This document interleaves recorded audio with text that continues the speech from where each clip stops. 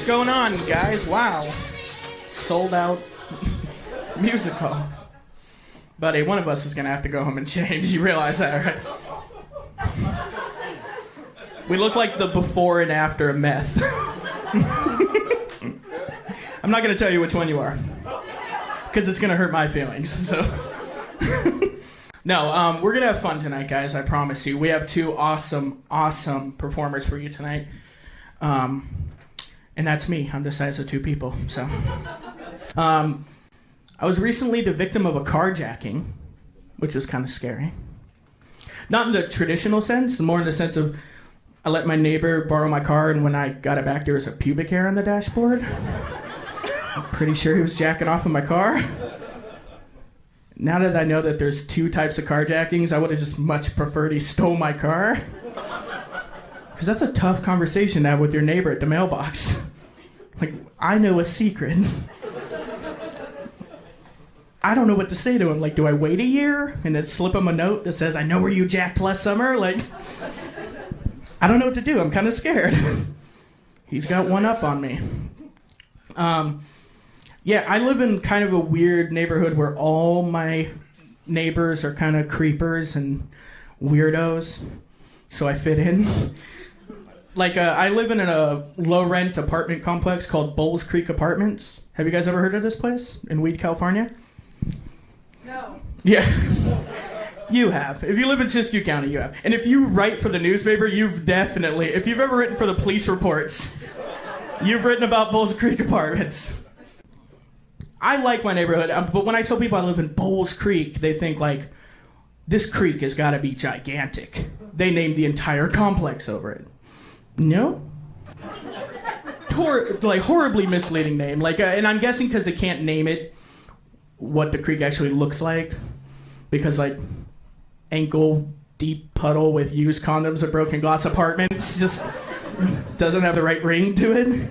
I don't care how low the rent is, nobody's living there.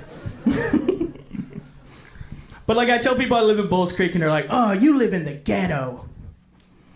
And I think that's unfair.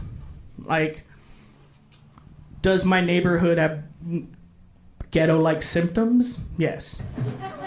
And I mean that in a way of, like, you know when you hang out with someone that's, like, just getting over a cold, and then you start to catch it? It's like Oakland sneezed on my neighborhood, and now it has hood rat sniffles. Like, I have one neighbor that is a really nice guy, and he's got a really good heart in the way that, like, he steals shit from me all the time, but he always feels really bad about it. So he leaves something in its place, like an IOU, like it's an old country trading post. Like, one time I came home and my air conditioner was uninstalled, and in its place was a car battery. Nothing keeps you cool like a car battery. The other time I went outside in the morning and my trunk was open and my spare tire was stolen, and in its place was a box of Pop-Tarts. Oh, I'm broken down, but at least I have a snack. Actually, he knew me pretty well. That one actually works.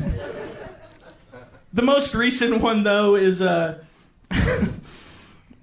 and my dad, I live with my dad because I'm a comic.